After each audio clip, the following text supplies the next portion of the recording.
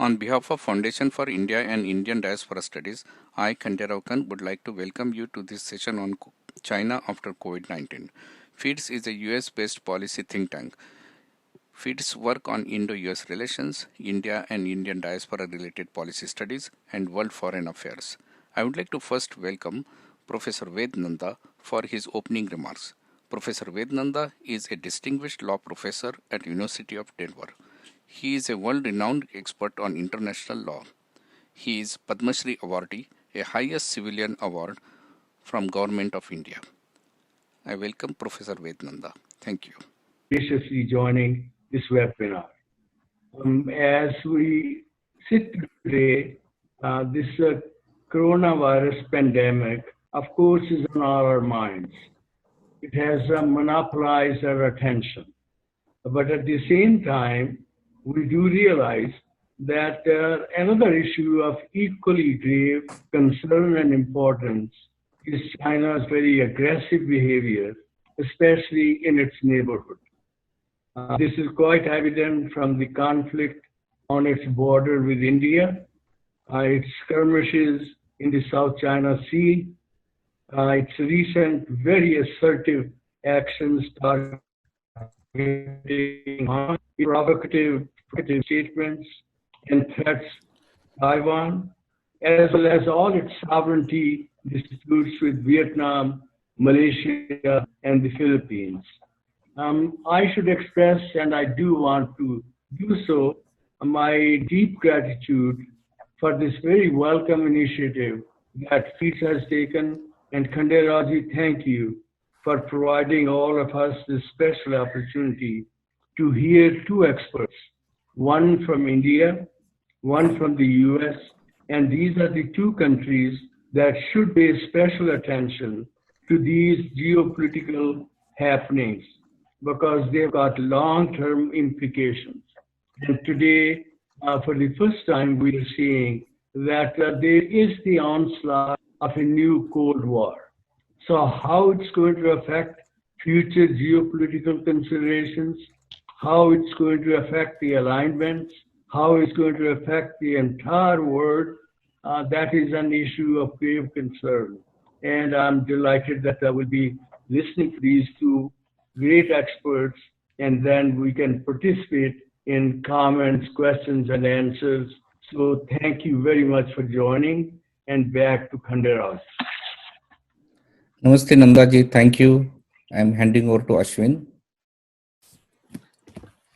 Namaste everyone. Welcome to our first conference. This is our first online conference. I would like to introduce our first speaker for today, Dr. Jeff Smith. Dr. Smith is a research fellow for South Asia Studies at the Heritage Foundation. He has authored many books. A few of them is around Asia's Quest for Balance, China's Rise and Balancing into the Indo-Pacific. Another book called Cold Peace, China-India Rivalry in the 21st Century. In addition to that, Dr. Smith actually contributed to multiple such books on Asia studies and security-related issues. He also testified as an expert witness before congressional committees and served in many advisory role for presidential campaigns and have regular briefings for officials on the matters of Asian security. I would like to extend a warm welcome to Dr. Jeff Smith, and we would definitely want to hear more from you. Mr. Jeff Smith, just to clear the record. Mr. Jeff Smith. No doctor here. My father's a gynecologist, but I'm not a doctor in any sense. Thank you for clarification. Thank you for having me here. And it's great to see so many familiar faces around the digital space here. I assume most of you came here to hear from Ram Madhav because, frankly, there's some people in the room who probably know more about these issues than I do. And I'd like to hear from you, and I hope we can make this interactive discussion. I certainly would like to hear from Ram when he joins us. But maybe I can set the scene here just by talking a little bit about the China-India latest border dispute and how I see it unfolding, because it is quite concerning from several perspectives here. So let's just set the scene by reviewing what happened, at least in the public space last month. Early mid-month, we started getting reports, but last month we started getting reports that there had been 2 bouts of fist fighting in early May along the line of actual control. That's not extremely uncommon. Certainly, confrontations between border patrols are fairly regular. Fist fights are a little more rare, frankly. But the fact that one of these was unfolding at the Sikkim border was peculiar, in part because I think many in India believed that the Sikkim border had been largely settled under an agreement with China in the mid-2000s. Although we should note that India records about 1 Chinese intrusion per year along the Sikkim border. So there still is some activity there, but a fierce confrontation where there was fist fighting was unusual. The second confrontation was at Pangong Lake, and we're going to return to that later. That was maybe a little less surprising because most of the confrontations at the China-India border actually do happen at Pangong Lake. That is the #1 area for Chinese intrusions every year in recent years, in part because there's no agreement on the perception of the line of actual control. There's 2 perceived line of actual controls at Pangong Lake. So we're at mid-month last month. There's reports of fist fighting. And as the month stretched on, the Indian news reports started suggesting that, in fact, there was an ongoing standoff in Ladakh, including at Pangong Lake, but also farther north at least 3 junctures in the Galwan River Valley, near Gogra Post, and near Hot Springs. Now, exactly what's happening in that area is still a matter of open debate. There were some reports in the press initially that the Chinese had crossed the line of actual control with a 10,000 strong force of soldiers. That has not been substantiated or verified by any satellite imagery or official accounts on the ground. And frankly, everything I'm about to say remains speculation to a degree. But informed speculation suggests that in these areas, there are several ongoing confrontations. The Chinese have moved significant number of troops, somewhere between 5,000 and 12,000. They have moved heavy artillery to positions near the line of actual control, which I would note is relatively unusual for border incidents like this. And there are some reports that they are preventing the Indian side from conducting its own patrols up to the line of actual control, though there's not yet any evidence that they themselves have crossed the line of actual control in that area. There are some reports that suggest they may have, but we don't have any evidence to substantiate that yet. So you have this series of ongoing standoffs in Ladakh, in eastern Ladakh. But then you have a arguably more complex and concerning situation down at Pangong Lake. The big problem at Pangong Lake, as I noted before, is that it's one of 12 to 24, depending on how you count it, sectors along the line of actual control where the 2 sides don't agree on where the LAC belongs. And so you've got this disputed area between 2 points along the northern bank of Pangong Lake, between what they call Finger 4 and Finger 8, where both sides believe they have the right to patrol. Now, India very firmly controls the territory up to Finger 4 and everything west of it.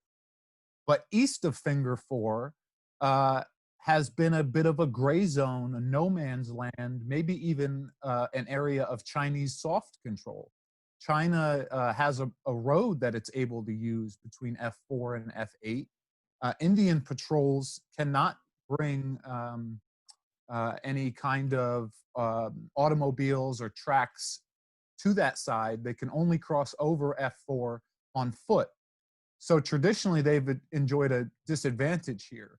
But the two sides have been sending border patrols into this gray zone for many years, and that's been part of the reason for a lot of the confrontations at Pangong Lake. It's a very volatile stretch.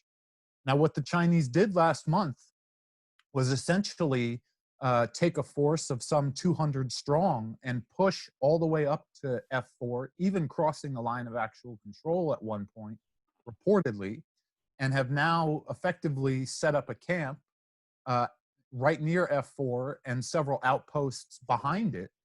And it looks to me and others like they're trying to present India with a fait accompli and essentially establish firm control over this territory. India is sort of mired in a debate over whether the Chinese just seized Indian territory. And unfortunately, there's not really a easy and simple answer to that question. It is not an area where India exercised full sovereign control, but it is an area that India claims and has patrolled in the past. And so the Chinese have changed the status quo, or are seeking to change the status quo, unless India can get some sort of withdrawal agreement. Now, there are talks set to take place tomorrow, Saturday, between senior military commanders. To date, all of the negotiations have been conducted by more local regional military commanders, and they have not yet borne any fruit. We'll see if tomorrow these senior level talks will prove more productive. But I think everyone in India recognizes that this is quite different from past intrusions, past incursions. As I noted, the Chinese come across the line of actual control hundreds of times a year. And sometimes they lead to face-offs with the Indian side. Sometimes they even lead to prolonged face-offs like this. In 2013 and in 2014, we saw a 3-week face-off in Ladakh, a 2-week face-off in Ladakh. In 2015, we saw another shorter face-off in Ladakh. So there is some precedent, and all of the prior face-offs were resolved peacefully.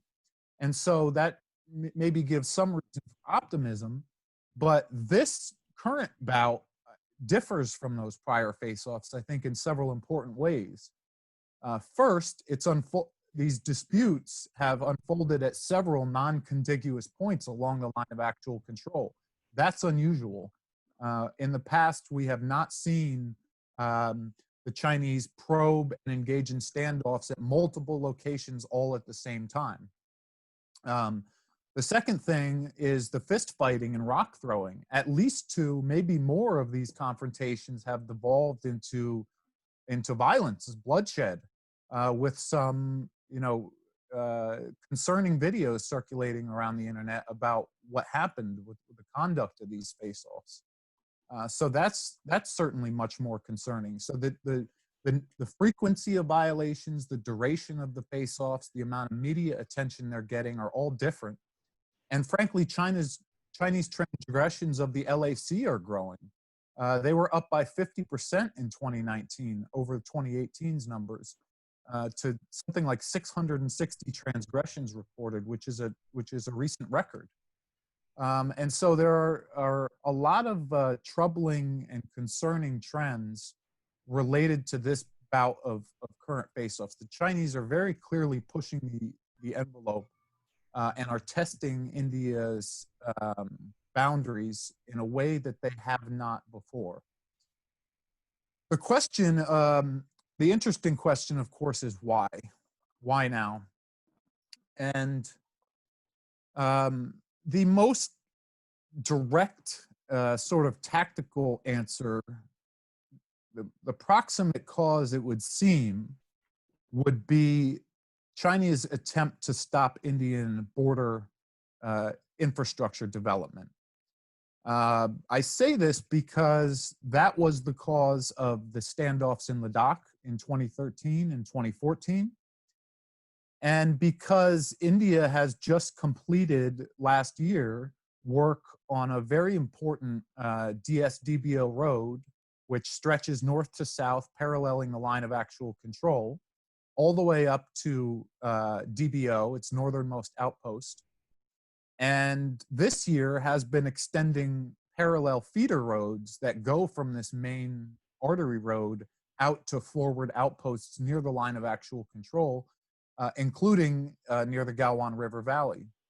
So if we look at past templates of Chinese behavior and we look at Indian activities on its side of the LAC, I think it's safe to say at least one motivation for the Chinese here is to try to pressure India to stop closing the gap with China along the LAC. I mean, India is essentially just trying to make up for a shortfall in infrastructure capabilities along the LAC, a disadvantage it's had for many, many years.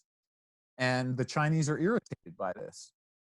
I think the problem that China has is that there's almost universal consensus that Indian activities are taking place on its side of the LAC. And so it's going to find real difficulty getting international sympathy for stopping India from conducting infrastructure activities in its own territory. I mean, at no point am I aware did India cross the line of actual control and try and stop China's development of major infrastructure. There have been sparring over huts and observation posts before, but certainly nothing to this degree.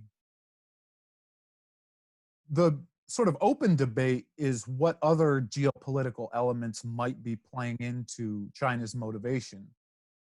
Is it feeling increasingly under pressure from the COVID-19 pandemic and looking to show resolve? It would not seem to me to be a good time to be picking fights with all of your neighbors. But if you look at just the last few months, you know, China has made some pretty aggressive and provocative moves toward Taiwan, Hong Kong, in the South China Sea, toward the US, now on the Indian border. So clearly they're not taking a sort of hide and bide approach here. And, you know, there may be a domestic political element to this, trying to show strength to the Chinese people. But yes, 2 to 3 more minutes. But the problem with that theory to me is that China doesn't talk much about the India border to its domestic audience. It's not a regular feature of the Chinese domestic press. If you look at recent speeches by senior Chinese officials, India hasn't even been mentioned. The border crisis hasn't been mentioned. So if this is all a play to a domestic audience, it feels a bit peculiar to me. The other factors, and in fact, I really hadn't placed much emphasis on this theory before, but Ashley Tellis argued this in an article today for the Carnegie Endowment, that China is still reeling to a degree from India's Article 370 decision on Kashmir. And for whatever reason, saw parts of this effort to make Ladakh a union territory and rearrange the administrative governance in Kashmir as an affront. Even though I think Indian officials stressed on every occasion, it really didn't change the dynamics at the LAC. It didn't change India's claims in the area. Dr. Tellis believes that the Chinese have been waiting to offer a response to that move, and until now, weather did not permit such a response. He does also think that there are other factors contributing to these recent moves, but I think he puts a little more emphasis on the Article 370 decision than I would have in the past. But I would frankly be interested in hearing others' thoughts on what I've put on the table here. There's frankly a lot more to talk about, but I don't want to lecture. I'd much rather have an interactive discussion. So are we at a good spot now, Kondarao, to open it up? Yeah, I think we can open up for questions. There is one question, Jeff, from Vijay Rajvaidya. Is there a new finger road to Galvan Point which can enable Indian forces to match Chinese, which will deny China an unchallenged access to this area? There is a road leading west of Finger 4, west of India's outpost at Finger 4, leading up to Finger 4. So India does have a road that allows it to move forces up to Finger 4 relatively effectively, but not beyond that into this disputed area, because you essentially have to walk, it's a narrow footpath along like essentially like a winding cliff to cross over from Finger 4 to Finger 8. So you almost have two separate areas that are segregated in a way. And China does have road access east of Finger 4. And so it is in a better position to resupply its forces there. Thank you. I think there was one more question. Has American partial departure from Afghanistan encouraged China to be deterrent? I don't believe so, no. I think these are issues. I just think there's a separate logic to the line of actual control in the China-India relation that is divorced from Afghanistan. There's a lot of questions coming in. Another question is, what is your take on outcome of tomorrow's meeting? This is from Admiral Shekhar Sinha. I'm not a very good I'm not very good at predictions. You know, I don't know. It could range anywhere from a mutual withdrawal agreement, the likes we saw in Ladakh in 2013 and 2014. Even at least one of those cases, the two sides sat down and agreed to dismantle infrastructure both of them had recently built near the border, observation huts, listening posts, and they both agreed to stop patrolling in this volatile, disputed area for a certain period of time. It is possible we could see some kind of agreement like that, but I think Indian officials, at least what they've been signaling, is that they're a bit concerned, but also prepared that this is going to be a longer duration standoff. Good, thank you. Hey, Ashwinji, this is Stiti. So Vednanda ji has raised his hand. I think we should let him speak and join in the conversation. Perfect. Nandaji, you can ask your question. If the United States abandoning its role in the international arena might have had at least some effect upon China being more aggressive and trying to test the waters. And I think trying to fill the gap, because even countries like Australia and others who have been very close allies of the US have at the present time, at least in part, been rethinking about how reliable the US is and how much they can count on it in the future. Oh, was that a question? Yep.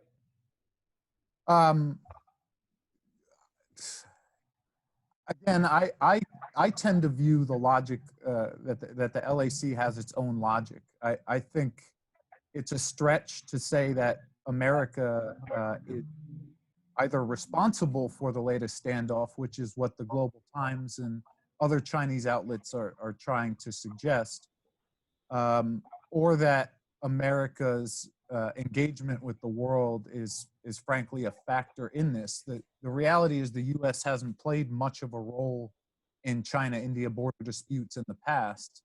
Certainly, you know, the U.S. provided some intelligence support, I think, behind the scenes in the Doklam crisis. The U.S. provided military support during the 1962 war. But in large part, the U.S. has been mostly a non-factor in these border dust-ups in 2013 and 2014, and in this battle for control and access and infrastructure along the line of actual control.